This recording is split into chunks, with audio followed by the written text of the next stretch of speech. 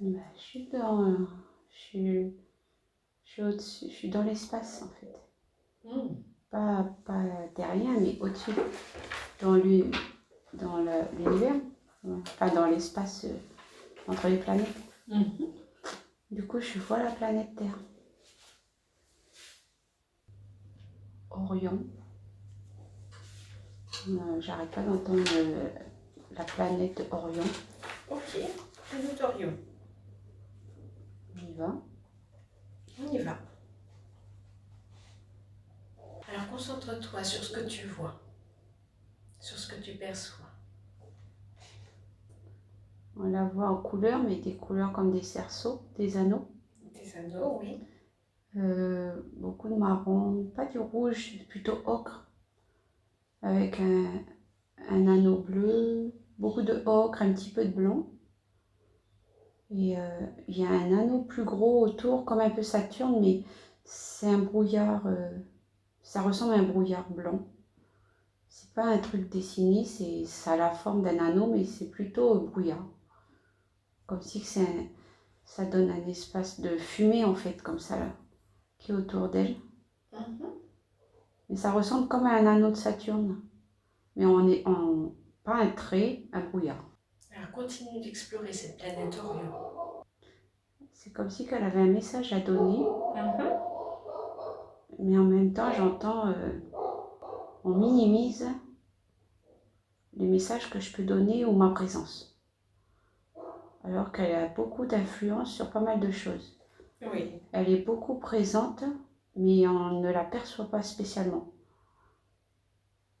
Elle a une connexion avec une étoile ou plusieurs étoiles. Elle a une force. On me montre une forme comme des centaures. C'est comme si Corian avait donné sa force comme dans les centaures, pour ceux qui perçoivent les centaures. C'est comme une partie d'elle. Les centaures, on me dit c'est le début de l'histoire. Ils sont là aussi pour vous aider, vous guider. Et vous ne les voyez pas spécialement. Faire le lien entre l'humain et les animaux, c'est aussi... ils sont toujours là pour apporter leur force, leur combativité. Pas le combat dans la dualité, mais leur force en fait. La force de se relever, la force d'aller de l'avant, la force d'affronter les choses. Un Pégase. Il y a Pégase qui se dessine au-dessus. Alors Pégase m'invite à monter sur lui. Il doit m'emmener quelque part. Alors vas-y. Avant qu'il d'Orion, demande quelle est l'influence d'Orion sur la Terre. Justement, je vois comme un... Ça me fait comme un œil, comme si quand on veut ouvrir notre troisième œil, nous montrer la réalité en fait. Puis cette force-là, mais que les gens ne prennent pas parce qu'ils ont peur de voir, peur de cette réalité. C'est pour ça les centaures, c'est entre hommes et, pas mi-dieu, mais presque. Mais comme elle reste invisible enfin, ouais, à l'humanité, elle a du mal à... Comment on peut faire pour mieux voir la réalité? On me dit toucher l'humain au plus profond de son âme. Mais on te montre le cœur ou des organes, mais c'est pas ça. C'est trouver les mots, mais ça sera toujours dans l'instant T. Ça sera sur leur parcours et c'est toujours leur libre arbitre aussi. En fait, eux, ils nous disent surtout vous, continuez à faire ce que vous savez faire. Ne baissez pas les bras, continuez. Voilà, ils veulent qu'on ait cette force-là aussi, qu'on ne doit rien lâcher. Plus on éveillera de personnes, même s'il y en a qui ont loupé le train, ça sera pour leur prochaine incarnation. Mais continuez à semer ce que vous savez faire. En fait, cette force-là, elle est aussi pour nous dire que vous êtes mi-homme, mi-cheval et vous avez cette force-là. La force du cheval, cette énergie. Un cheval, c'est libre, ça a plus de force qu'un mouton. On me montre loup Pégase. Il dit bien que vous êtes nombreux à avoir atteint l'énergie de Pégase. C'est beau, hein? On doit rien lâcher.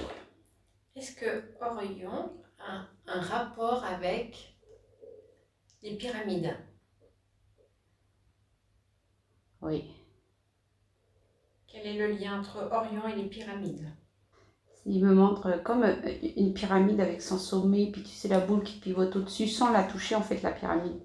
Comme si il y a un lien. L'énergie de la pyramide, elle envoie comme un faisceau.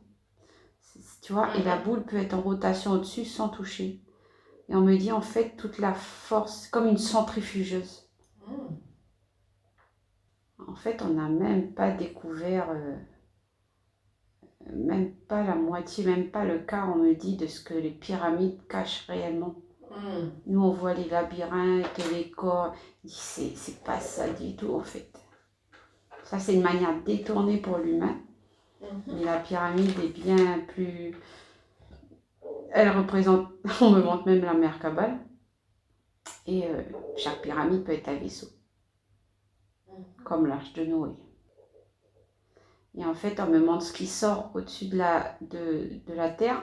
Mais la même chose est à l'envers, en fait. Oui. La pyramide, elle est aussi dans l'autre sens. Dans la terre, c'est comme si il y a une connexion comme ça. En fait, ça montre comme un joyau. Tu vois, un joyau. C'est beau. Oh, super beau. Imagine le haut de la pyramide. Imagine tu la renverses. Et ben, tu as le haut et le bas. Et ça te donne un joyau aux multiples facettes. Voilà. Juste magnifique. Donc, quelle est la fonction des pyramides principale? Eh ben, elle recentre en son centre l'énergie vitale. Elle aligne, en fait, rester centrée, alignée. Mais et elle donne la connexion entre au cœur de la Terre et là-haut. Et pour ceux qui ont besoin d'être guidés comme là, elle me dit Orion. Enfin, il y a des connexions avec tellement de choses. On me montre même que ça peut être un passage avec pour changer d'état, pas d'état physique, changer de galaxie, c'est comme des vortex, c'est comme des portes. Qui a construit les pyramides? Alors, on me montre des personnages sur deux pattes, mais c'est des animaux un peu, hein, avec la tête, ça fait comme la crinière, pas d'un cheval, mais comme si c'est bien droit là, tu sais, et la tête d'un, c'est mi-lézard, c'est vraiment une autre civilisation en fait. Mais ils sont sur deux pattes, deux bras. Il y en a qui ont 4 bras. Ils sont plutôt félins? Oui. Ou reptiliens? Reptiliens. On voit aussi une grande queue. Ils sont grands. Et en fait, travailler les pierres, et c'était tout en élévation. Ils travaillaient tout, ils n'y emportaient rien. Et c'est la lévitation. Ah, mais ouais. Alors, qui est ce peuple? As-tu un nom? Lipturien. Les Lipturiens. Est-ce que c'est un peuple qui vient d'Orion? Ah oui, bonne question. Et tu sais, c'est leur queue qui permettait de... Leur queue au sol, c'est comme un ancrage, comme une racine. Ça vient après sur leur dos, là, et ça leur permettait de rester droit et aligné. Mais la connexion ne se faisait pas par leurs pieds. Comme ça vient du dos, là, tu sais, c'est comme un prolongement d'eux, un bras, enfin, comme une racine. Et leur queue leur permettait de rester au sol, ancré, debout, toujours bien droit, aligné. Ça maintenait leur colonne vertébrale. Après, quand ils ont besoin, ils s'en servent. Elle peut être dans le combat, très flexible. Oh, c'est beau. Ah, ils étaient autonomes en fait. Ils étaient autonomes, ils avaient tout en eux, tu sais. Je peux rester aligné, je reste droit, j'ai ma force, je me combats. Enfin,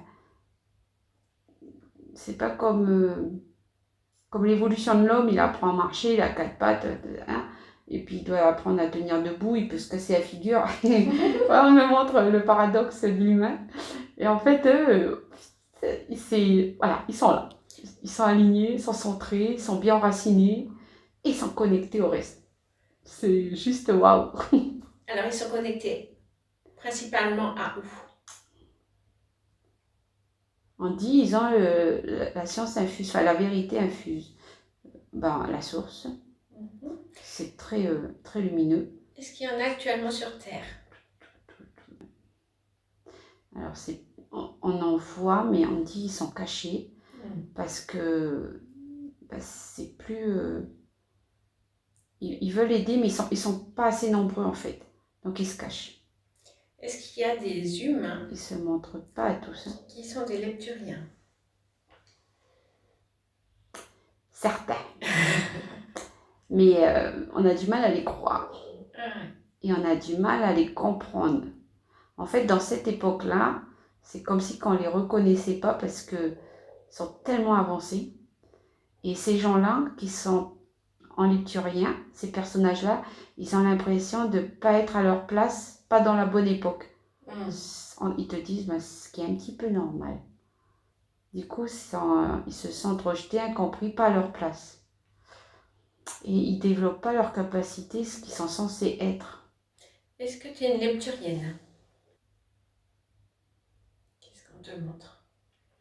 Qu'est-ce qu'on te montre? Une partie de moi qui s'est détachée, puis j'arrive pas à répondre à cette question parce que une partie de moi était surprise, du coup je me suis pas déconnectée, mais ouais, là on sent que le mental était revenu. Est-ce que je crois qu'on dit t'es peut-être pas prête à tout entendre. D'accord. Ouais. On l'a emmené, on a changé de galaxie, on est passé par des vortex, on a changé vraiment d'univers. Et on lui montre qu'il y a tellement de choses. Il y a une. En fait, on lui fait le rapprochement avec deux films, là, et pour dire que ça existe vraiment. Sur une planète où il y a plein de. Pas de gens bizarres, mais d'animaux bizarres, sous toute forme, qui cohabitent. C'est un peu très cosmopolite, tout le monde cohabite. Ils apprennent la tolérance, ils sont très basiques aussi, ils font leurs tests. Et là, on lui montre un autre. C'est pas une planète, c'est comme. Et on me montre comme une ville flottante, comme sur un gros nuage flottant. On voit pas la base, on voit pas sur quoi elle est ancrée. Et une grande ville, c'est pas des châteaux, mais c'est fait de. Comme du cristal, comme si que la fée cristal pouvait sortir de là, en fait.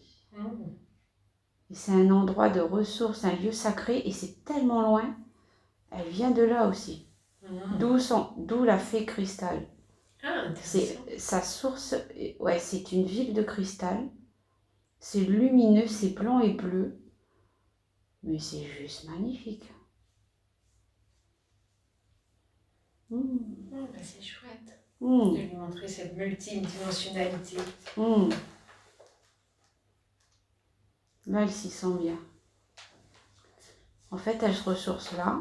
Et quand elle est prête, elle va explorer encore d'autres endroits pour apprendre certaines choses.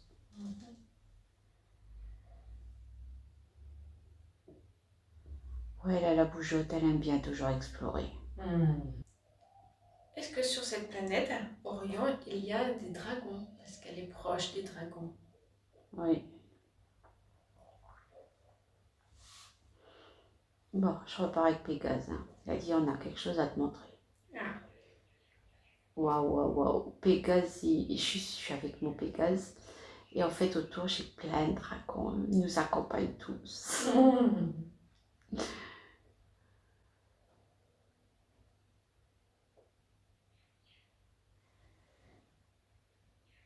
C'est beau. En fait, je me balade. Le petit voyage gratuit. Mais c'est tellement bien d'être avec eux, là. C'est chouette. Comment merci. Ils veulent t'emmener. Et là, on est passé par un truc chaud, comme des flammes, comme si on passait à travers. Après, on est passé dans un truc froid, brumeux, glacé. En fait, c'est comme si je passais comme des étapes, en fait. Hmm. Est-ce que tu es en train de subir une transformation? C'est possible. Ou vivre plutôt que subir, vivre. On me montre... alors, puis en fait, ça m'impacte pas. On passe dedans tous autant qu'on est. C'est comme si qu'on a... Pour nous montrer les étapes qu'on est passées et que tout est OK en fait. Où il y a un temps pour tout. En fait, on me montre les éléments. Donc là, c'est brumeux et un peu humide. Après, il y a comme du vent, un vent comme de le sable. C'est toujours un peu brumeux, ça, on ne voit pas plus loin en fait. Donc là, le vent est associé au sable, comme les trucs du Sahara. Tu vois, pour pas qu'on voit après ce qu'il y a. Quand c'était dans le truc glacé, bah, c'est froid, donc c'est un nuage, c'est brumeux, mais c'est glacé. Quand on m'a montré l'eau, on m'a mis comme dans des nuages, c'est humide, mais c'est doux. Ouais, c'est comme si on passait des phases d'élémentaux. Un élémentaux lié à une matière, entre guillemets.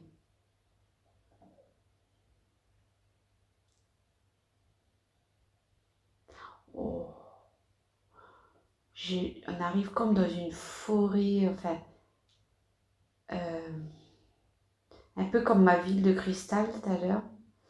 Et là, en fait, c'est que la nature. Et on voit les esprits, tu sais, comme si que l'arbre avait un visage, puis qu'il rigole, que d'un seul coup, il a des branches qui t'accueillent comme des bras. C'est un monde féerique, quoi. Mais qu'il y a plein de sortes d'animaux. Alors des vrais comme des papillons, mais après on voit plein de trucs. Il y a des lucioles, des lutins et tout ça. Il y a des trucs un peu bizarres, je sais pas, je connais pas leur nom. Et tout le monde cohabite là. Oh, il y a un arbre de cristal. En fait, on me montre un peu comme Avatar. Mais ben, l'arbre est vivant en fait. Mais là, ça me montre comme un arbre lumineux. Alors, il n'est pas de cristal. Et il était caché là au milieu de cette forêt. Ok, je dois me connecter à lui.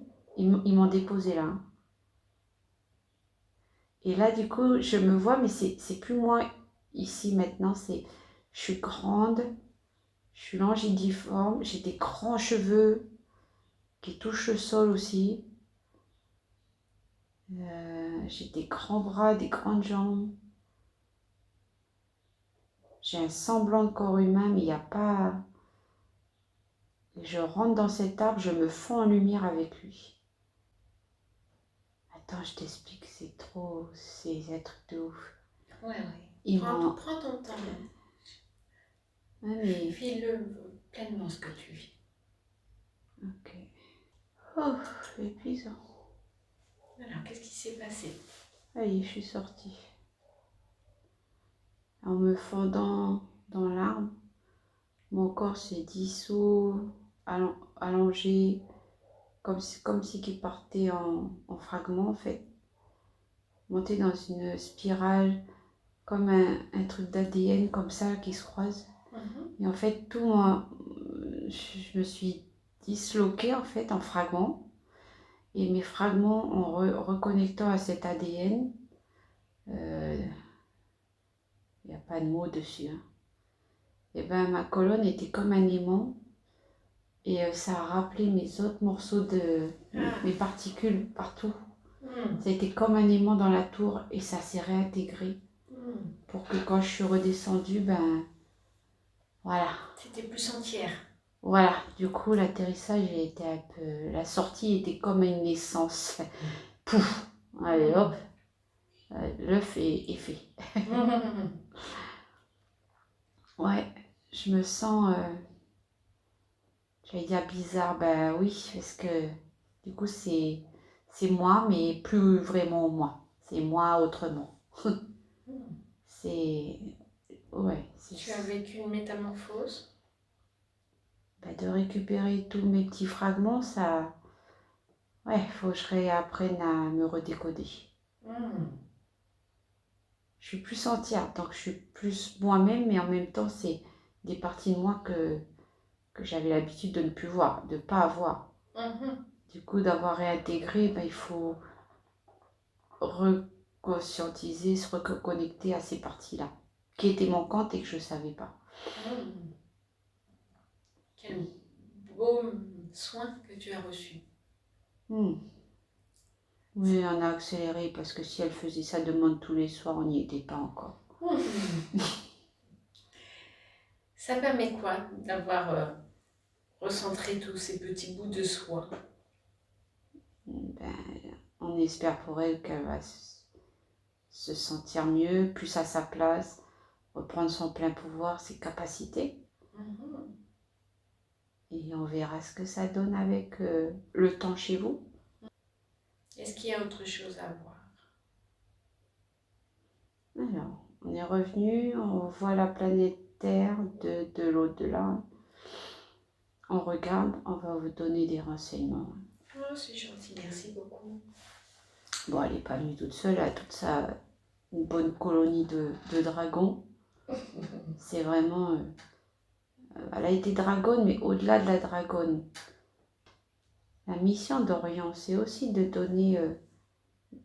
c'est comme des... Parce qu'elle sort de là. C'est comme si quand ils voient une injustice quelque part, ils viennent donner main forte. Mhm. Et cette force-là, voilà. C'est pour ça que son âme de guerrière, elle est là aussi là. Mais avant de combattre, c'est pas dans le combat en fait. On vient, on regarde, on prospecte, on veut d'abord y mettre euh, une forme de dialogue, de paix. Mhm. Et après, ils peuvent aider ou pas, mais comme il y a de la demande, c'est comme si ils faisaient appel à nous, quoi. Et là, il y a tous les dragons, là. Et on voit bien, il y a d'autres dragons, il y a des dragons sombres. Hein. Ils viennent. C'est des dragons. C'est pas vraiment des dragons, c'est même. Tu sais, c'est une sorte de dragon. Est-ce que c'est les Dracos? Voilà, merci. C'est ça. Ils sont déjà venus me parler. Ouais. Ben, ils sont nombreux, hein, puis ils sont bien là autour, puis ben, oui, c'est peut-être eux qui vont prendre le cycle d'après, c'est peut-être eux, hein. Ce qu'on voyait justement de sombre et de manipuler et tout ça.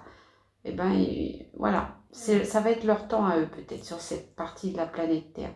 C'est leur énergie maintenant qui arrive. Ouais. Tout à fait.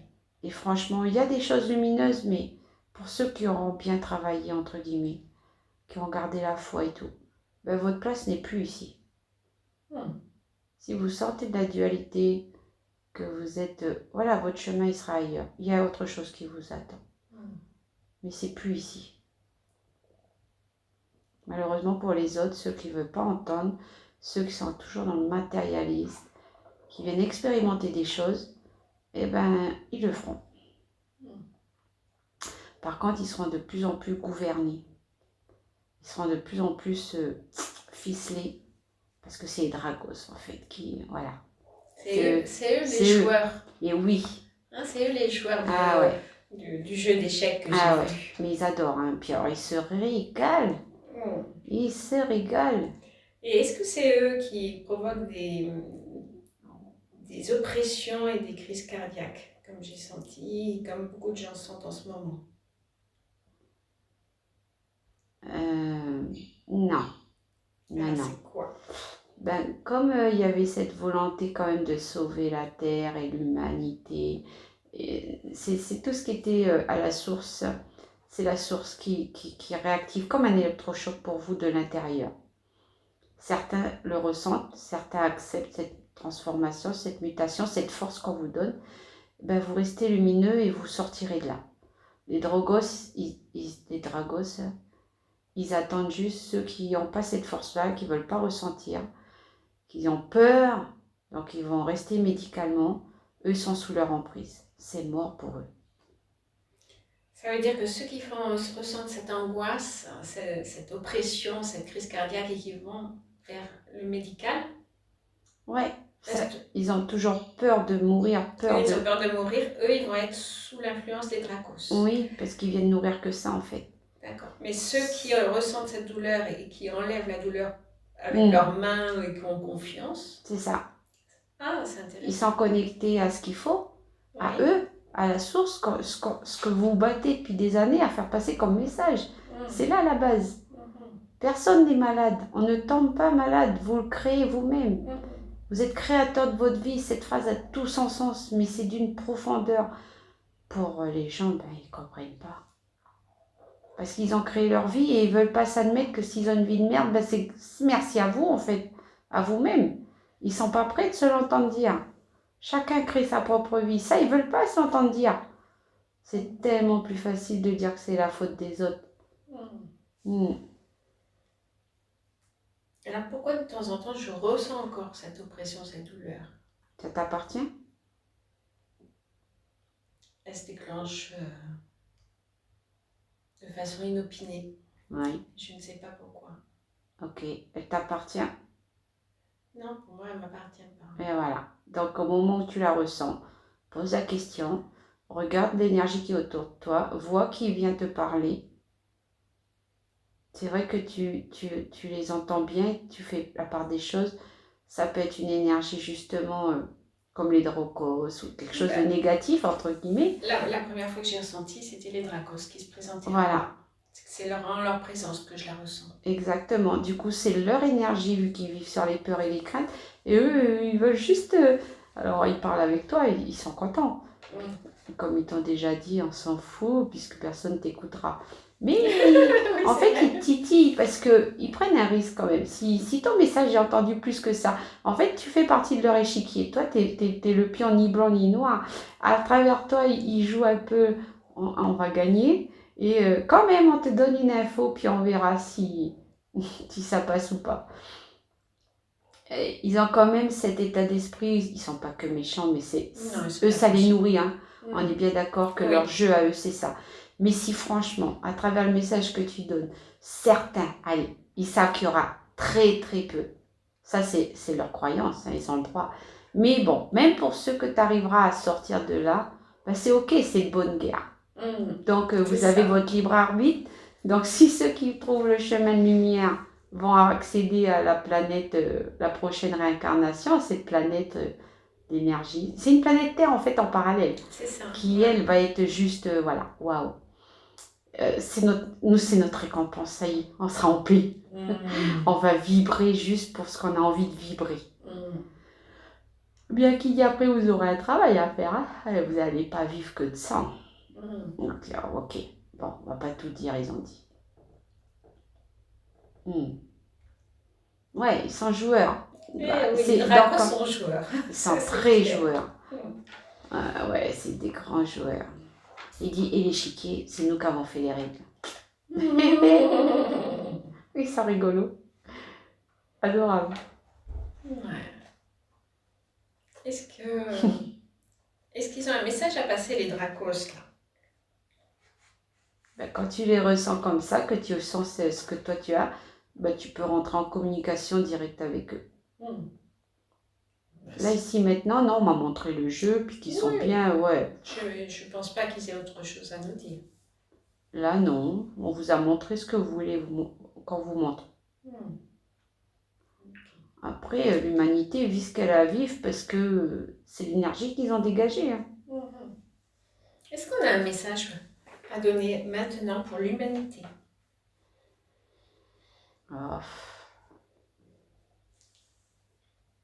Le chaos, c'est maintenant. Le chaos, c'est maintenant. Pour tout le monde. Parce que quand on isole un pays ou un autre, vous vous soudez, vous venez les secourir, puis les autres continuent à vivre leur vie parce que finalement, voilà, ça impacte personne. Mais là, vous allez aller secourir un autre pays qui est en chaos, mais en fait, tout le monde va être en chaos. Donc, à un moment donné, vous avez à apprendre que vous allez vous centrer. Mais est-ce que le message va passer? Là, c'est encore autre chose. Et les dracos aussi, ils sont contents parce qu'ils disent, ouf, on va compter les points. Voilà, ils savent très bien Ouais, c'est vraiment une dualité que l'humain est venu vivre là. Mhm. Et ça, c'est lui et lui-même. Quand vous avez compris ça, ben, c'est une belle libération pour vous. Est-ce qu'il y a beaucoup d'humains qui ont compris ça déjà à l'échelle mondiale? Quel pourcentage tu as? Alors, on voit des petits points lumineux, mais ils sont beaucoup sur du parcours, donc c'est très faible, comme des petites lucioles. Et ceux qui ont vraiment des faisceaux lumineux, non, vous n'êtes pas si nombreux que ça. Franchement, pas tant que ça.